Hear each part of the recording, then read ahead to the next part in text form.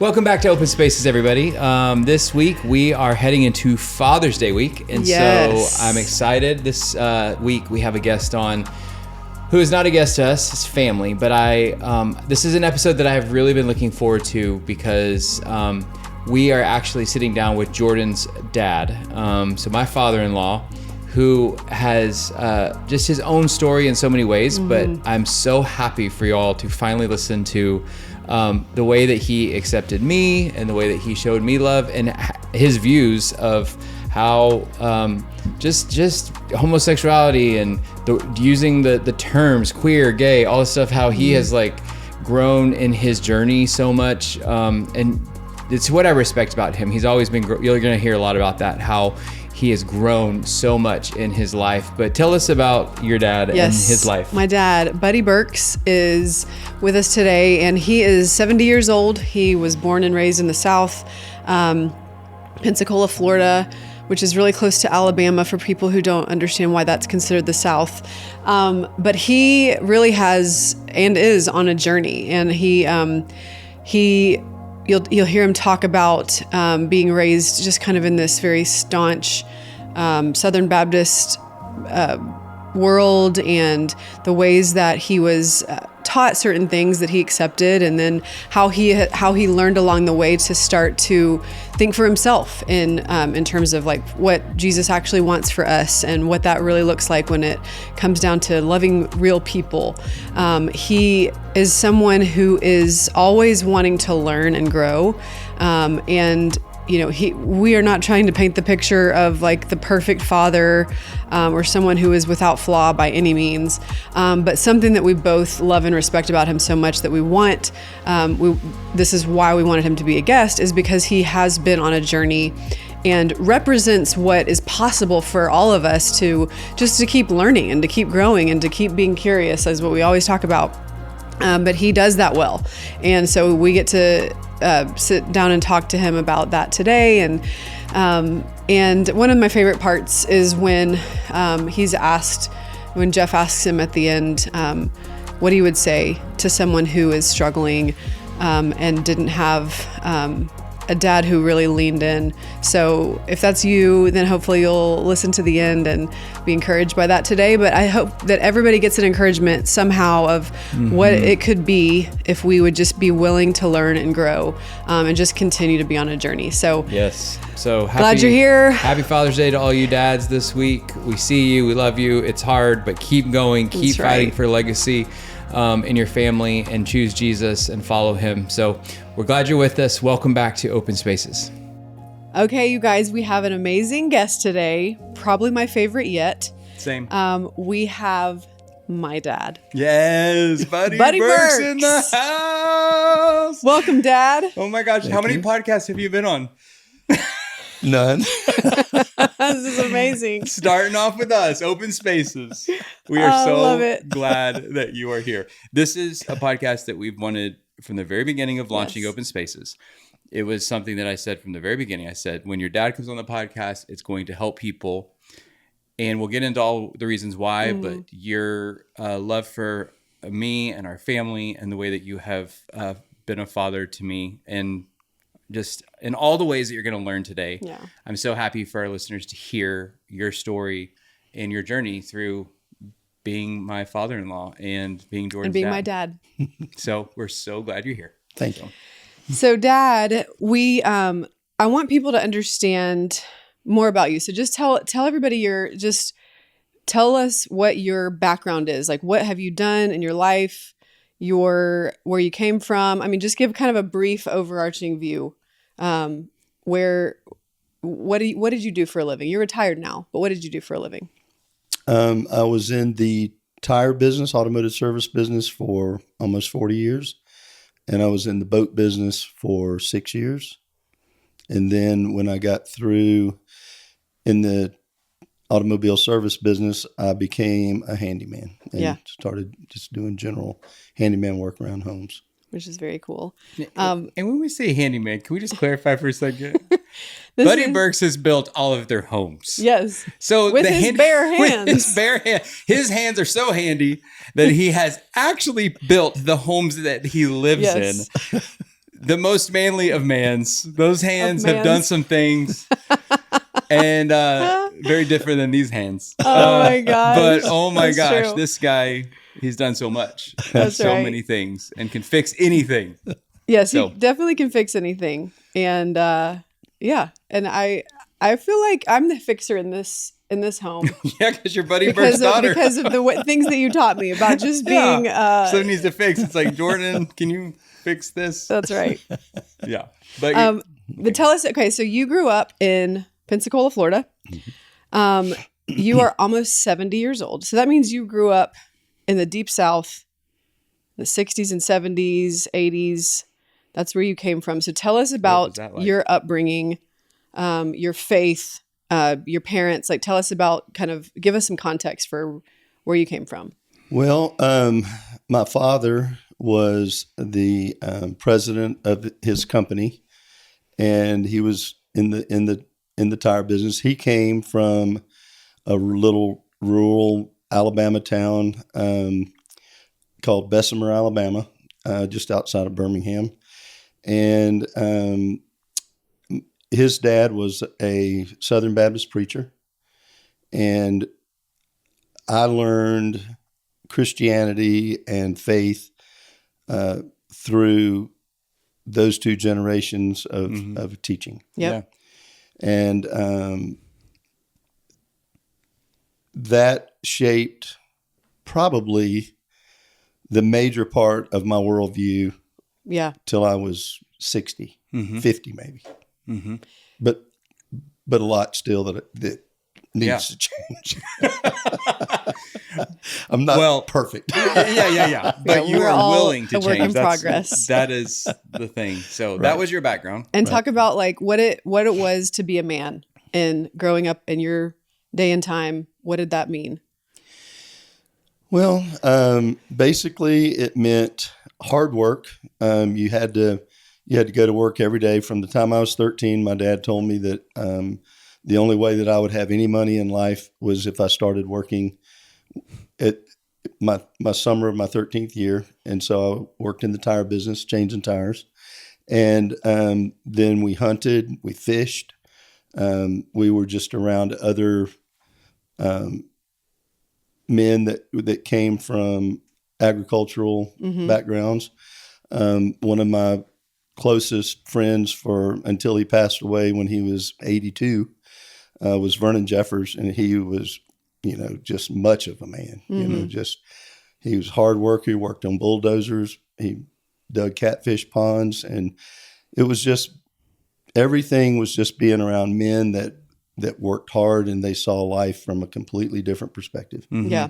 So tell us then give us some context around, because we want to talk about, ultimately when you met Jeff and then, your feelings and thoughts around our relationship. But first, what was your first impression of Jeff when you first met him? What did you think about Jeff? Be kind. Well, after rehashing it with y'all a couple of weeks ago, apparently it wasn't that great. I thought it was great, but No, what do you remember though? I mean, we can think about, specific experiences, but what do you remember, just your initial thoughts of Jeff when you met him? oh, I thought that he was fun. I thought that I could see that you really liked him, and I didn't try to paint it with any particular brush one way or the other. I just thought, well, we'll just see how it goes. Yep. But I don't know what date it was, but it was the date that I was in Fort Worth that things kind of derailed, and I thought that ain't gonna happen. Yeah.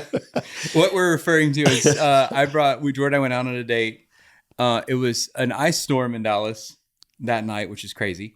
But so we've talked about Buddy being, the man's man. I pulled up in my sports car, pick his daughter up to take her out and bring her home like an hour late, like an hour. We say an hour. I think you say 3 hours. Right. Late. Yeah, I think we have differing stories. But When I got back, it was, you'll never see my daughter again. To which then I was terrified leaving little Jeff driving home in his sports car, sliding all over the road, just like, I'm never going to see her again. And so that was that story. But here's what I learned in that. We were talking about this the other day. And what I learned in that is the next day, y'all were staying, your family had come through on a trip, and you were staying with our pastor because y'all were friends for a long time. And so you were staying at his family's house, and I called him. I was talking to him about it. I said, Buddy said that I'm never going to see Jourdan again. And you were really firm with me. But then when I said that to him, he's like, well, if I know Buddy, all you have to do is call and ask for forgiveness. And the second you ask for forgiveness, he'll give it to you.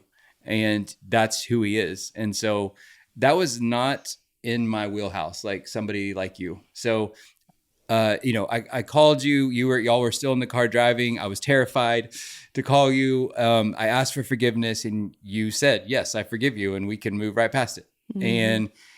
And I still, I think I still wondered if I could trust your word, cause I just hadn't seen that before. But then that's something that I ultimately learned about you, is that you are absolutely trustworthy in your word. Mm-hmm. That is something you value so much. So you saying, I forgive you really did forgive me. And then I felt like, oh, this is a new way to view somebody, and how forgiveness was given to me. And that began a whole new journey for us. And I'm grateful for that, because I needed to, I don't know. I just even as we have a daughter, I will probably respond the exact same way if some punk pulls up in his sports car and does the same thing. And I don't know that I might struggle a little bit more with the forgiveness side, but I feel like that's something that, Jourdan, you've said this all along. Your dad is one of the most forgiving, quick to forgive and let go. You will forgive, and it's not you're going to linger on it. Once you say it, you're move on. So it's just a great lesson that we can learn. Yeah. But that was one of the first moments with you. One of your first impressions. Yeah. Right. And also, I think this is an interesting context. Maybe growing up, you always would talk a big game about when we started dating and stuff, about the rules and come in to greet the guy with a shotgun, and that was the banter around our house. And I didn't date a ton in high school, but even when I would go to dances with friends, it was always funny to me and my friends, because you would take our dates out to the back. And what would you say to them? Oh my gosh, he would? Yes, even if they were just friends. What would you say? There's no romantic intentions, but what were you saying to those guys? It's funny that you should ask, because Karen Clay and I just talked about this a week ago. So it's fresh on your mind. It's hilarious, because she remembered the last dance y'all went to, and she wanted her daughter Olive to hear what I did. Yep. Well, I just said, gentlemen, would y'all like to meet me in my office on the back porch? And they all just like ducks on a pond. They got out on the porch and they lined up, and you shot them. Just in the toe. I told them, I said, you guys need to understand that y'all you're knotted up talking about it. You're getting emotional? Yeah. I said, y'all are taking out 4 of the most lovely young ladies that I've ever known. And it's a very serious thing. And I said, there won't be any shenanigans going on in the car. There's not going to be any drinking. There's not going to be any crazy driving. And I said, I've given Jourdan my cell phone, and y'all are not taking your car. You're taking my car, because your car is too small. And yeah. Wow. And I said, y'all will all have a seatbelt, even with their dresses. Everybody needs to be buckled up. And I said, you're talking, or you just met someone that's not afraid of confrontation. So if Jourdan has to use that cell phone, all 4 of you guys are in for it. Just so you know. Yep. I said, oh, so good.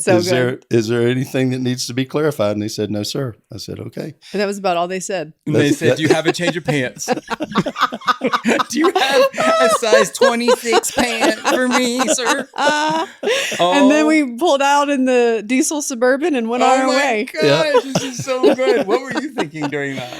Well, as a 16, 17-year-old, I'm probably just rolling my eyes thinking like, oh my gosh, this is so unnecessary. These are just our friends. Like they're like no one has any feelings for each other, and these are just like nice guys, But I can only imagine now as a parent when I'm sitting here thinking like you expressed the value of us young women, and just express like helping them understand, they probably had no context for that at that point either. But like, I just love that you gave them such an awesome like view of the value that they were holding, and your expectations were very clear. So good. Yeah, I think we could all take some notes in this culture that we live in of some of those things. I'm taking every guy that wants to take Aiden out. I'm taking him out back. Uh-huh. I'm not going to be like, sir, we're not afraid of you. Yeah. So this is the context that we enter into in our relationship. But if I have to call their granddaddy, Watch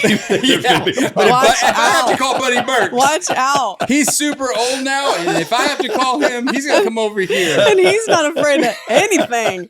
Okay, so that is the context to which we entered into when I entered the story. Yeah. What a drastic difference. Okay, so I want to talk about when we were dating and we were kind of off and on. And I remember a moment where we had been, I think we had broken up, or we were, rocky. And I was talking to you on the phone. I don't know if you remember this conversation, but I was in college, and you and I were talking, and you were asking about him, and you just couldn't understand why. I mean, as a good father would, you couldn't understand like what his issue would be. Like if he was having a struggle, like, and I'm the prize, like what could his issue possibly be? And you said something like, "Well, is the boy gay?" And you were just kind of like, I was going to ask you if you remembered that conversation. Totally. Was it that you really thought that I was, or was it just because you were like, what else would keep you from loving my daughter? Yeah. Was that more of what it was? Well, the conversation actually didn't take place on the phone. It took place in our laundry room as the boys were out back playing football. There was you and Bud and Jake were out there throwing the football. And we had been having that conversation, and at least this is my recollection. We had the conversation in the kitchen, and I think I said, I don't think I used the word gay because back then that wasn't the word that we would use, right? And it offended her desperately, So I never got an answer. It was like, Dad. Yeah. Now that's the way I remember. Did you know at that moment? Did you? No. We hadn't. You still did. So I was offended by like even the prospect of like you saying that, and I probably thought like that's so like rude and like closed-minded for you to say that or something like that. But like, give us context though. Speaking of, why are you laughing? I'm just laughing because I could just like split screen see y'all having that conversation, and your dad like looking out the window, and Buddy and Jake throwing me the football, and me like out there, and you're like, Dad, that is offensive. Why would you say that? And oh my gosh. And I'm like, And that's the way I remember it. Jordan's like, Dad, that is so offensive. Yeah. Like how could you say such a thing? It did offend her. I mean, it definitely offended me. That's why I was laughing. I'm just like split screen in my mind of but that's the way I remember it. It could have been on the phone, but I've just have always thought about that day. Yeah. And we've never talked about it That's since. so funny. So we're airing some laundry. I had never heard that either. Well, okay, so now back up a little bit and give some context around what, based on your upbringing and your thoughts, like what did you think about gay people? What did you think about what it was to be gay, or what was your framework for upbringing? That? Well, I don't know that we didn't have the word gay at that point that I recall, at least not in my family. What did you say? We just said that they were queer. Okay. Yeah. And if you said that word, that was an immediate shutdown for like, we're not going to have a conversation about that. Mm-hmm. And a lot of that had to do with the fact that my grandfather being a Southern Baptist preacher, very limited resources. Levitical law was something that, he hung his hat on, and, and things that, forget the New Testament at that point, that was what Moses said. This is what we're going to do. It's wrong. And there was no grace. There was there was nothing. There was just no tolerance. Really. No tolerance. Yeah, exactly. And at that same general time, my dad had been the mayor of Pensacola. One of his big deals that he was very proud of was trying to get all the homosexuals out of Pensacola. Wow. He just felt like it was when they were starting to come down to the beach and have their gay weekends and stuff. And that was just, in my family, again, it was just tremendously offensive. And so that's what I heard over and over and over again, and about how we've got to get them out of here. We can't have them disrupting, our Christian family values and things. And so that's where I came from. Yeah, that was your background. That's what you knew. Yeah. I will say, and we won't linger here, but I will say your dad eventually would have a change of heart in some ways. Yeah, huge change of heart. And so I think that's important to mention because that's also, and that's also an example that you got to see. Right. So then let's fast forward now to when you actually did find out Jeff's story and what that was like. I was not a part of that conversation. So because you shared with him. So y'all talk about that moment. Yeah. Well, I was even trying to remember the exact moment that I told you. And I think I remember the moment being on the phone. Like we were on the phone when I told you, right? I don't know. I don't honestly know. I know that's the thing. I do think that I was on the phone with you, and it was like after Jourdan and I had gone through so much, and like we had got back together, and I had called you and was telling you, this is like my story, and this is like, and I remember having a conversation on the phone with you. And I think that was the first time in telling you, like, this is my story. What I remember about that moment was that you truly said, well, everyone has a struggle or something. So I'm not going to let that, why would that, be different? That struggle be different than anything else, which was, I knew you well enough at that point to understand the grace, the forgiveness, and the way that your worldview was changing, and the way that you were like really working on yourself too, and even challenging some of those things from growing up, and all. I knew all that, but like still, it was like you were meeting me in a place that felt very vulnerable to. I'm very vulnerable in that moment, and you met me with a lot of grace and compassionate heart. Like I just, that's what I remember about it. What do you remember about just, even if it's not the moment, but like, what do you remember? Like, okay, this is what the struggle is. This is what they're dealing with. How did that affect you as her father? I think at that point, the fact that we finally had that conversation, and it solidified thoughts that I had in the past. I thought vindicated because I didn't like thinking that you were homosexual. That's just a weird thought to think my daughter's dating, a guy that's got same-sex attractions. Yes. And of course, we didn't ever use same-sex attraction. Right. It was all the hard words. Yes. Gay, that were homosexual, divisive. queer, all the things. And the thing that I know today is how divisive those words are. And so I think I felt, number one, vindicated. Number two, I felt like, well, if you're willing to say that to me, then clearly you're wanting to change something about you, or you wouldn't want to be marrying my straight daughter. Right.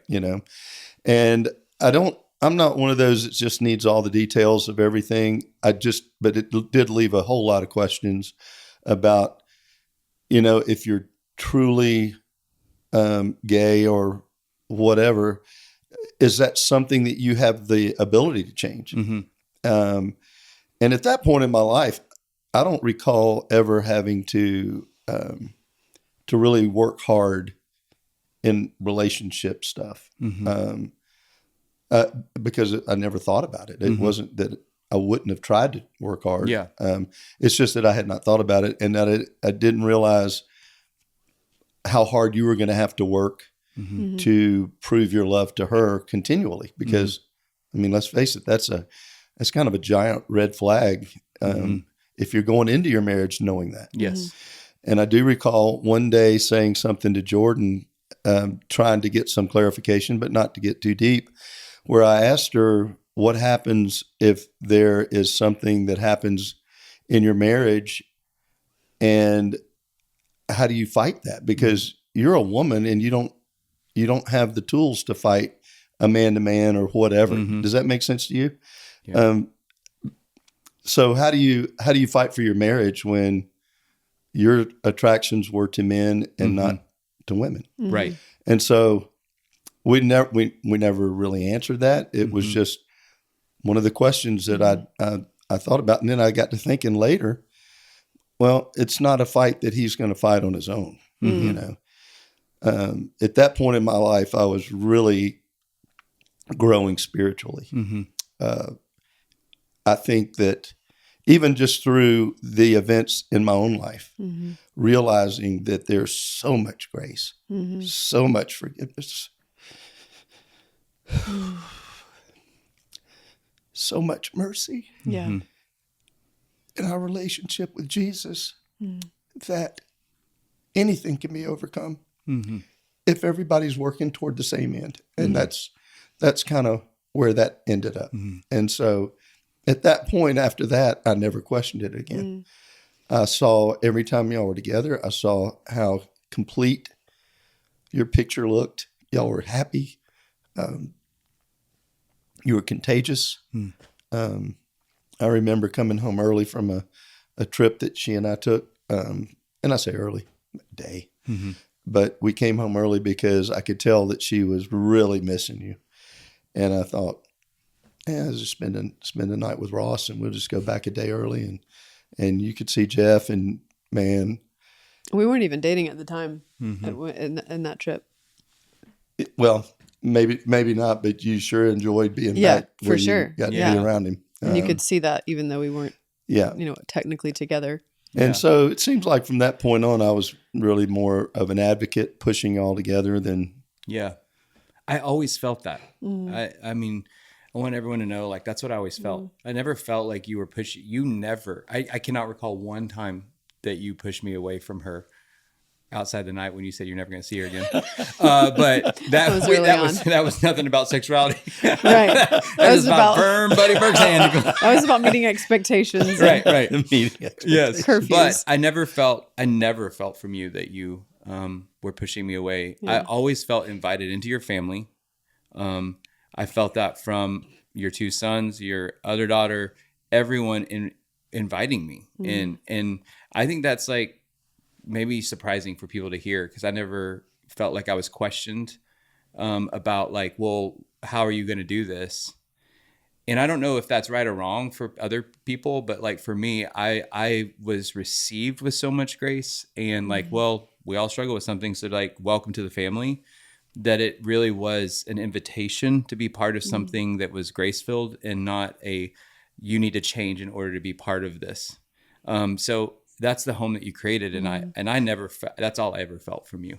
I think that's a great point, because when I think back to growing up and who I knew you to be, and kind of all throughout life, like I even think about your tire stores and how the people that worked for you. And, there was a bunch of rough folks that worked in your stores, and a lot of them, were kind of in and out of jail, and maybe would show up for work, maybe not. But I just remember observing you even there, because, we would all work up at your stores in different ways, different capacities, throughout like high school and college and stuff. And just knowing that you would give them like tough love, but they all really respected you. And I admired that, even if I couldn't, contextualize it completely or articulate it completely, that you were very accepting of people, for even, scars and all. And that was something that I feel like I always knew you to have, even though, I can definitely also mark your spiritual journey in my lifetime. But I feel like you always had that. Can you talk about that? Like where was that from? Just that kind of like, I'm willing to love and accept anybody. I'm willing to offer you respect, and I expect respect, but like I'm going to give you respect as a human being. Like what do you attribute that to? Well, I think a lot of that was learned growing up. My dad was very much a man of God. I mean, he was also a man that pretty well gave us tough love. Mm-hmm. We always knew that we were loved. He was very strong-handed in our growing up, probably a lot like when you were growing up. Mm-hmm. I mean, I learned a different way of parenting that, but I can honestly say all of it was based in concern and love for your child. Mm-hmm. It wasn't to hurt or to make them feel less than. Mm-hmm. It was to protect and to love and to nurture. Mm-hmm. So I learned that from him. As far as in business, in the tire business, well, in all the businesses I've been in, you know, they're hard labor businesses, and you're dealing with people who've had rough lives. Mm-hmm. And if you choose to be hard about the way you respond to them, other than just with the rules, you won't have anybody work for you. Mm-hmm. And so some of that was learned through forced compassion, where I can go out there and do the work myself, or I can be a little understanding with someone and let them keep their job and just have a firm talking to. Mm-hmm. You know, we're not going to do this again because of these reasons. Right. And anytime someone left, typically they would come back. Mm-hmm. It was really funny because they would go find out that other people don't put up with anything near what I put up with. Right. And they would come back, and we had a very stable crew in general. Yeah. Yeah. That was good. Also, I think it's important in this space to talk about how you were getting emotional talking about like how much mercy and grace there is, and how much you understand how much you've been given and the grace that you've been given. And I definitely believe that's why you're able to extend it. And so I remember this one situation where growing up, where we were all pretty young, all 4 kids, we're all young, we're on the way to church. And Buddy, my brother, asked, we drove by some seedy place on the road, and he asked what that place was, and you told him, and he was like, "Have you ever been to a place like that, Dad?" And you said, "Yeah, I actually have." And, I don't remember what you said after that. But I do remember feeling like surprised. And at this point, maybe in the moment I was disappointed, or I don't know. But what I remember now about that experience was being surprised, but also being like, oh, you are different than you used to be. That was something in your past, but also my dad is going to tell me the truth. Like if I ask him a question about himself, even if it's hard to say the thing, he's going to tell me. Yes. And so that was huge. I mean, has been huge. I've thought about that literally all through my life. And I imagine that was a very hard moment for you as a parent. That was very hard. I remember it like it was yesterday. Yeah. Yeah. I mean, to have to explain your weakness, like to your kid. Yeah. But it was so powerful.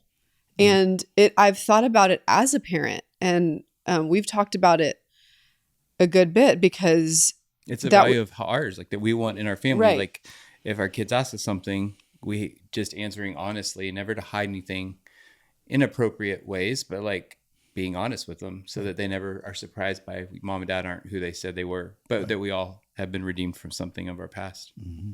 It's incredible. My point is in that, it's been clear to me in your journey that I've seen that you have a very clear knowledge and acknowledgement of the grace you've received. Mm-hmm. And you are able to extend that. So I think that we have seen that, Absolutely. and you were experiencing that when you were sharing with him.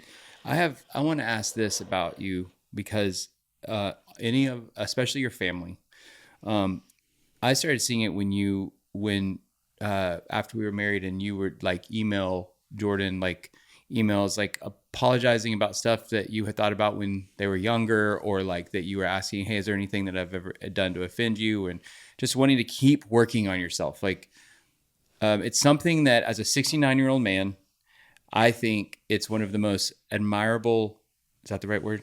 Admirable, but yeah. Okay. Admirable. Again, Jourdan's a smart one. But it's that about you. It's that you're always willing to work on yourself. And it's something that truly one of my favorite traits about you that like I want to do and I want to become. I think that it's been applicable to me in my own struggle, and you invited me into the family and making me feel welcome and loved. But why has that been important to you, or what is that journey like for you? Because as a 69-year-old man, I think a lot of people would say, this is just who I am. Mm-hmm. You do not do that. You're always working on yourself and trying to be better, trying to have open conversations. Mm-hmm. And one reason why I love you so much and why we connect so much is because you're so willing to go there emotionally with people and with me and our family, which is incredible. So why is it important to you to keep changing and to keep working on yourself? I think that a big part of that came from as I was growing up, raising children, and growing spiritually myself, that when I would get in men's Bible studies or study groups or teaching Sunday school or whatever, things that force you to get into the Word and make you examine different parts of life that you typically just don't sit down and identify. You don't identify things in yourself that are hard. Mm-hmm. You don't want to think about, well, I was mean-spirited, or I was, I think the Holy Spirit began working on me about that when I started to realize, as I studied the Scripture myself, that a lot of what I had learned as a young man, as a child even, that I learned it incorrectly. Mm-hmm. When I was very young, I mean, my grandfather died when I was 17, well, the year I turned 17. And our relationship was incredible. Just absolutely. I would spend time with him anytime I could. But to think that someone that I love that much, who had been trained in the 40s in the Scripture, mm-hmm. and the belief systems that they had in the 40s and the 50s, things about culture, slavery, the black-white thing. I had no idea that he was so skewed in his way of thinking because of the culture that was around him. Right. Mm-hmm. And then to realize that people will do a lot of things in the name of Jesus. They'll reshape their theology. They'll reshape their thinking based on something they may think that a Scripture is saying, and then they espouse that as truth. Mm-hmm. Well, I don't think that my grandfather had any intention of misrepresenting the Scripture whatsoever. Yeah. I just think that he misunderstood some of that because the culture that he came from was very racially divided. Mm-hmm. And, from all the little small towns in central Alabama, they're still that way today. Right. Mm-hmm. And so when I started to realize that those things were wrong, I think that I then started to look for other things where I may have been wrong, like raising children or whatever. Mm-hmm. Yeah. And I do remember a specific time when Jourdan had graduated from college and she was going out to work with y'all starting the church. And I asked her as we were leaving, was there anything that she would change about the way she was raised by me? And she didn't want to have that conversation. And I said, I think we really need to have that conversation because we still got 3 kids at home, or that I'm in charge of. And she's stepping out into her own world, and I can't change that now. But I could work on changing it with my other 3. And I really wanted to. I don't know of a parent that wants their children to grow up and hate them. Right. And she was very, she was very thoughtful, and she was very kind with the way that she phrased her stuff. But the bottom line was, I always had an answer for the question, and I wasn't concerned about their thoughts. And I thought, well, that's not true, because I never saw myself as that. But again, it's because of the way that I was raised. Yeah. Right. That's what you always knew. have an answer. Right. Yes. Yep. But then you began to work on yourself. That's right. And then when you start to realize that some of the answers you had were not necessarily correct. Kind of makes you reframe a lot of things. Yeah. Your whole life. Yeah. It's crazy. Gosh. Well, I just definitely affirm that you have been true to that. I mean, no one's trying to paint the picture of anybody being a perfect person who has got it all figured out. And you certainly don't paint that picture about yourself. But it has been, I've been very thankful to be able to grow up and to continue to know that you're willing to keep growing and learning. And, yes. And I respect and admire that. And I'm grateful for it. And I think there have been several things in our family that have shown, that have given you the opportunity to keep learning. And we've kind of all fumbled through them, but there's so many different markers where it's like, you might have started off on one page and then ended up on another page. So I'm just grateful for that, for sure. What has been, what have you seen, God do with Jourdan and I being married and our family? Like, where have you seen God in that? And like, how have you seen him move? And how do you see him differently because of our marriage, or like because of just walking with us through all of this? What has it changed about you, or how have you viewed it differently? I think that both of you have received from me at different times, either an email or a text or something that has said how much I appreciate the way that you love my daughter, the way that you raise your children, the way that your family is brought together and so seemingly fulfilled. And it's easy to say that because that's what y'all show when you're together. And that's been a very consistent thing. Like I said earlier, that y'all just kind of complete each other in your relationship. And so as a father, you always want your child, whether it's a he or a she, to be valued in a relationship to the point that you would fight for them. And it's very clear for anyone that knows y'all to know that your relationship is the type that if it were ever to come under attack, you would fight tooth and nail to keep your family together. And so knowing your journey, knowing your relationship with Christ, knowing your relationship to the church, and knowing your relationship to your family, they're so consistently the same.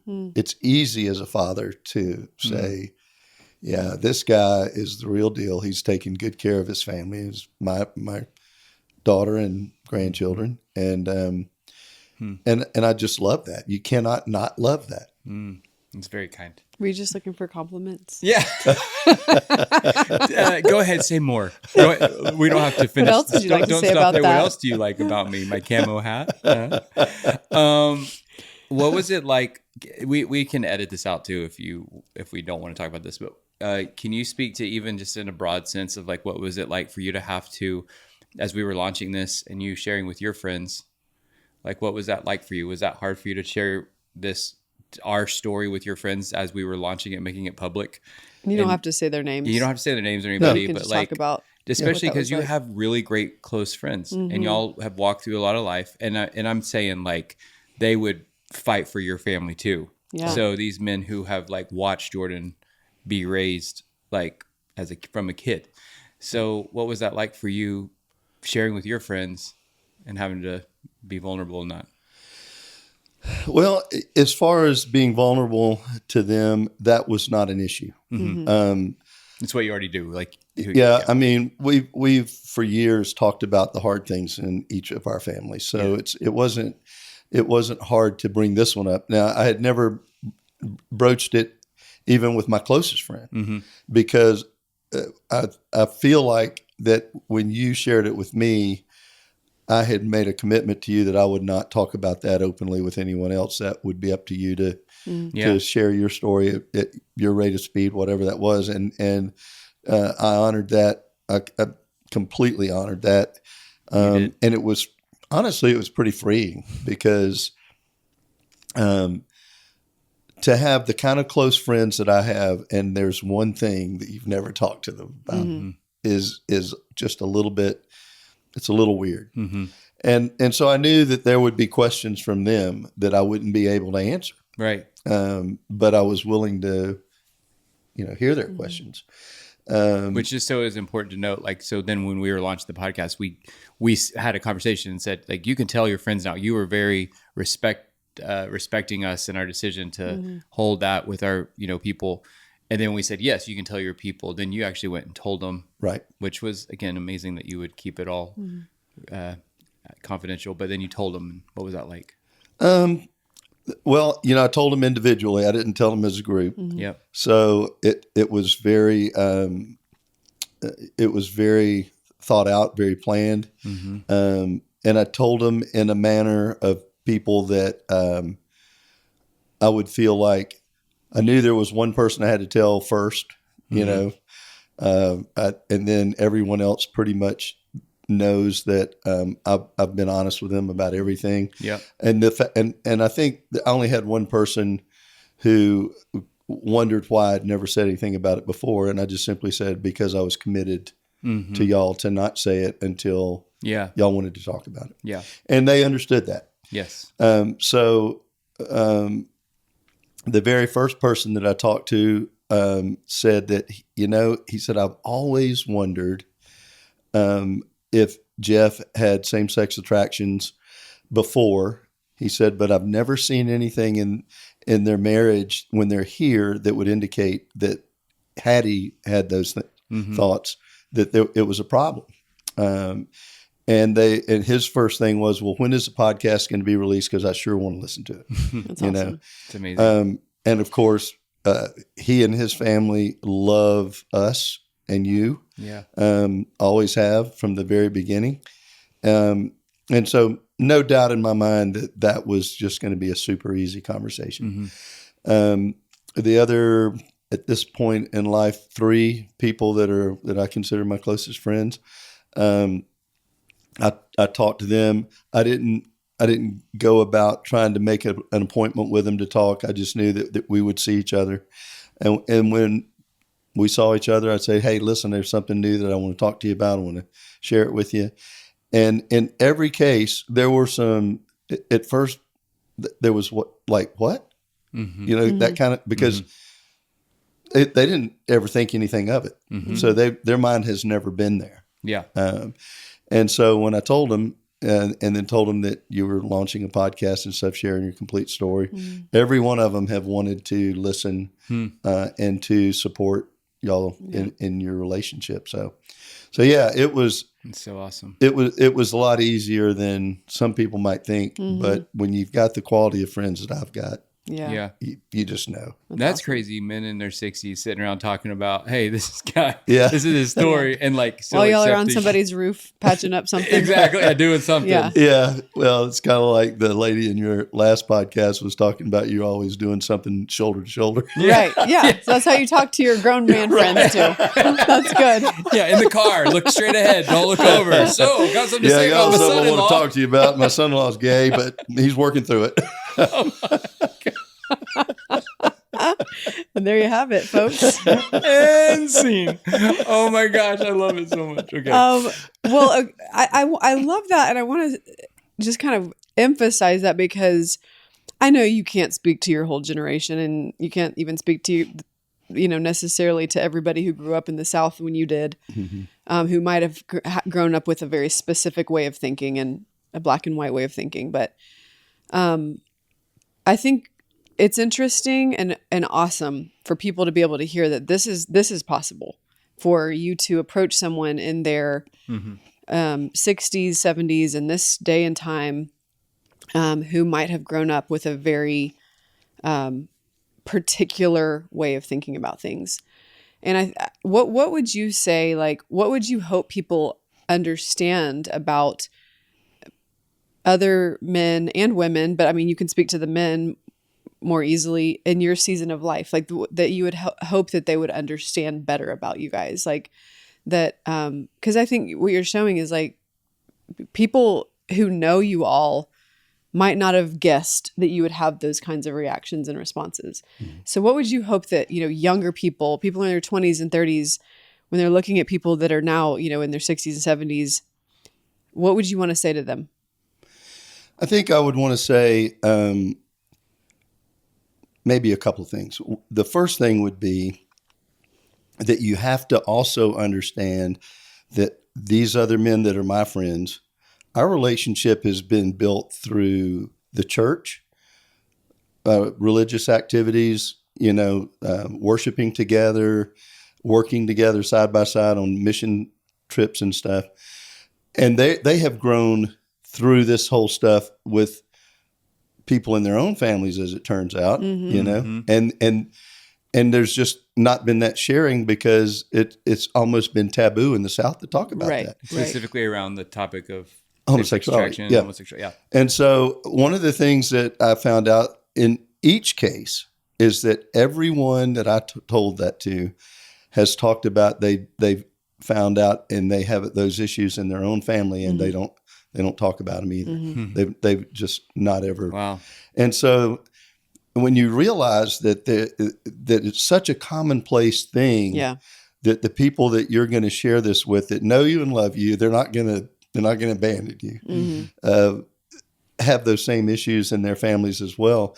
It's almost freeing for them to be able to say, "Man, I'm so glad that you shared that because that's been going on in our family too." Right. And maybe not their specific family, but their extended family where they're so yeah, I would say that for sure. And then I would say to anyone that you have to get past the fear of the conversation because fear is the devil's greatest tool, I think. Yes. I think if he can make you afraid that you're going to be shamed or guilted or mistreated in some way or left, someone's going to walk away from the relationship. You're more prone to keep that inside and internalized and struggle. Yeah. Than if you just go ahead and say, "Listen, I'm struggling with something I really want to talk to you about. And the struggle is that I need to talk to you about it and I don't know how." Yeah. Yes. That's so good. You have walked through some really hard things with your family along the way, different scenarios, not just this, but I want you to tell a dad who is in it with their family, whatever the issue is. I'm not talking just about same-sex attraction. I'm talking about whatever the issue is that is really hard in their family. As someone that we completely respect and have watched you live it, what do you say to the father who needs some guidance today that's listening and trying to lead their family well, but really struggling because their family, whatever the issue might be? What would you say looking back over your life that you would want to advise that person, that dad? I think the biggest thing, and the reason that this comes to mind is because this is a very recent conversation I had with a very close friend of our family and a father who is going through struggles with his family, is that you have to realize that this struggle is not about you. It is about them. And as soon as you can take you out of it and realize that whoever is talking to you about a private matter that they're struggling with, you need to be able to completely move yourself away from that as making it about you in any way, and make it only about them and their healing. And that was a lesson that I learned in our own family.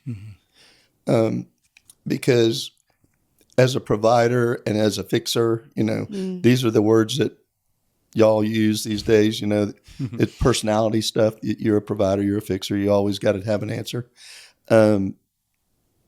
That's good in so many areas, but it is not good in relationships. And I've learned that. Yeah. And then I think laying out the fleece at the feet of Jesus, help me. Yeah. That's it. That's amazing. So good. Yep. Man. Oh my gosh, I love you. I want to ask one more thing, because there are guys listening to our podcast, because we know our listeners that have struggled a lot with having a father figure in their life, somebody who loves them just because of who they are, not because of performance and not because of the choices that they've made. But what, as a seasoned father, if you were sitting in front of somebody who was like literally sitting in front of you right now and saying, "Hey, I struggle with same-sex attraction," and like, you seem like somebody I could talk to, what would you say to them? What would be the fatherly thing that you would want to say to them, and to be able to, because you're basically right now through this microphone able to reach that person. And I think there's a lot of guys who are broken like I was, who were not accepted like I've been by you. So is there anything that you could say to them today to encourage them to keep moving and to feel loved by their Heavenly Father, but however you would speak to them if they were sitting in front of you to encourage them to keep going? Yeah, I think this is what I would say. I think I would say, first of all, please know that I won't walk away from you. That I would stand with you and bring your plea to Christ every day. And I will walk with you. I will listen to you.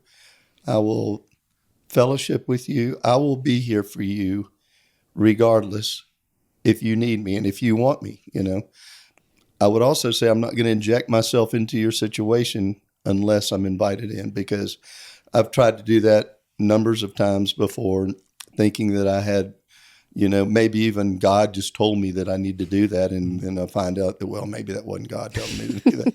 That was my ego speaking. Yes. And then I think that I would say,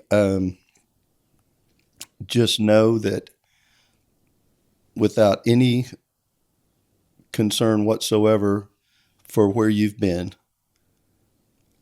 I'm here to walk with you to where you're going, wherever that takes us.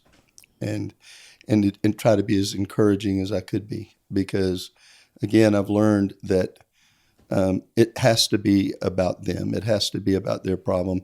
And now, if you ask me a question and you sincerely want my response, don't be afraid of my response, because I may have a different perspective than you do, but it'll be honest. It'll always be an honest perspective. Yeah. Great. But even in that, my perspective is one that would be given through a great deal of compassion, a great deal of respect and love. And I don't know, I've just learned a lot about how much easier it is to walk with someone when you truly are taking a second seat in that relationship. Yeah.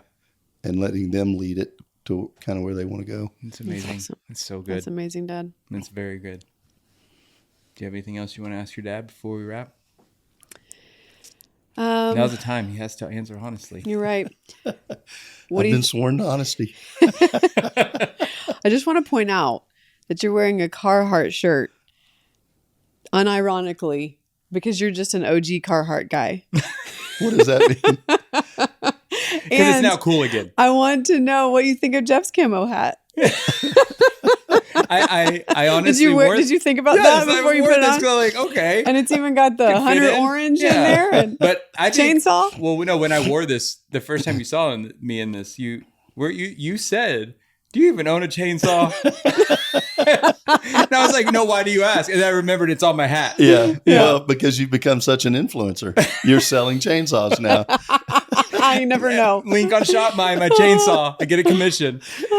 I do want to say, Dad. Do you have any thoughts about my influence? Okay. Sorry. Oh my gosh.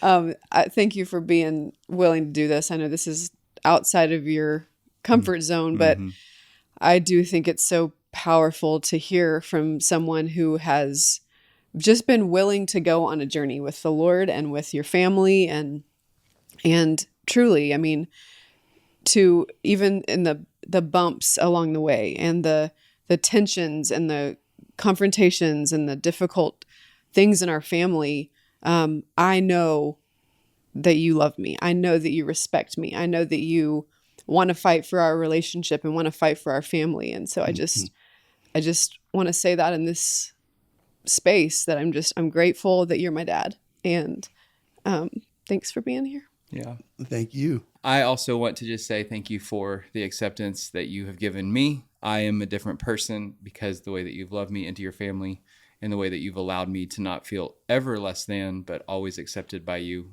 and your amazing family that you have built. And I'm so grateful to be on this side of it and feel like I have been changed because of your love and acceptance of me. So thank you for being that father to me.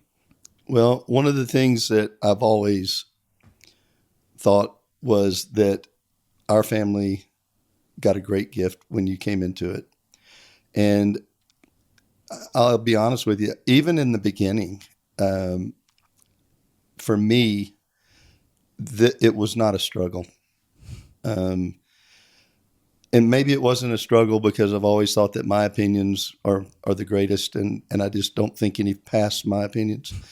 But by the same token, when you really love someone, it's just easy, and you've always been very easy to love, especially in the fact that I can see how you love my daughter. And the truth is that I would never challenge that. And it makes it so easy just to be with y'all and to be with you. I've never had a minute. So it's not like I had all this huge changing I had to do because I loved you from the minute that I realized that y'all were serious about each other. I felt that. Yeah. So I just want to let you know that it's not like I'm working really hard to try to make sure you fit in. That's very kind. We love you so much. Thank you for being willing to do this today. Thank you. Well, there you have it. I hope you enjoyed this episode, and I hope you think my dad is as great as I do, because we really are just grateful for what we can learn and glean from him and from this conversation today. Yeah. And just to all you dads out there, in this episode, if it was ever emotional for you or you found yourself wishing things were different in your own journey with your own dad, or you are that dad who is really struggling in your own family, for whatever the wide, vast of different circumstances out there are today for listeners, we just want to remind you, you are known, you are seen, you are loved by a Heavenly Father who cares deeply about you. That's right. And who you can talk to today, and you can have access to him because of Jesus. That's right. This is our message, that Jesus has come to open the door for us to talk to God and to know him and to have a relationship with him. So I just want you to know that. I want you to know that you are loved, you are seen, and that Jesus cares about you. Yes, today. he does. So happy Father's Day again to all you dads, and we'll see you next time on Open Spaces.